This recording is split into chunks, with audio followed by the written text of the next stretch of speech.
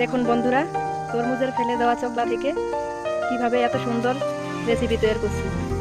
ডিম দিয়ে রেসিপিটা হবে, কিন্তু তার আগে তরমুজটাকে চোকলা থেকে আলাদা করতে হবে। কুচি কুচি করে কেটে ডিম দিয়ে ভাজি তৈরি করব। দেখুন বন্ধুরা, কাটা শেষ হয়ে গেছে। এখন এগুলো ভালোভাবে ধুয়ে নেব।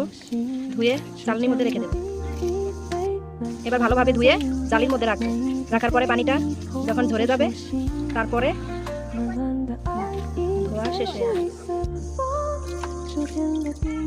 সিদ্ধ করে নেব, ভালোভাবে জাল দিয়ে সিদ্ধ করে ছেঁকে নেব। দেখুন বন্ধুরা, কি সুন্দর সিদ্ধ হয়ে গেছে।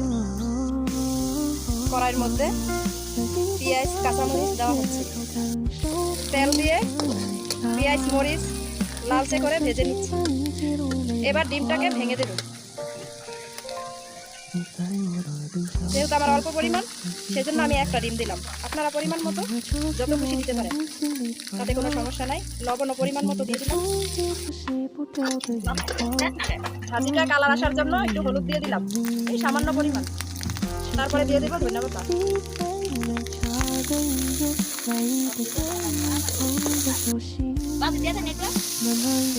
এবার যেগুলো সিদ্ধ করে রেখেছিলাম ভাজির জন্য, সেগুলো দিয়ে দিলাম। দিয়ে ভালো করে ভেজে নেব। সামান্য পরিমাণ পানি দিয়ে দেব, যাতে করে ভালোভাবে লবণ মরিচ হলুদ একসাথে মিক্স হয়।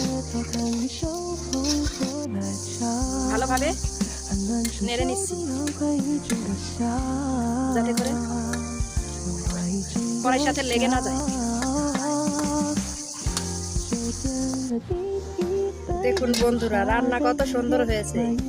খেতে অনেক সুস্বাদু হবে, ঘেরানটাও সুন্দর বেরোচ্ছে। তো ইফতারের পরে দেখা যাবে।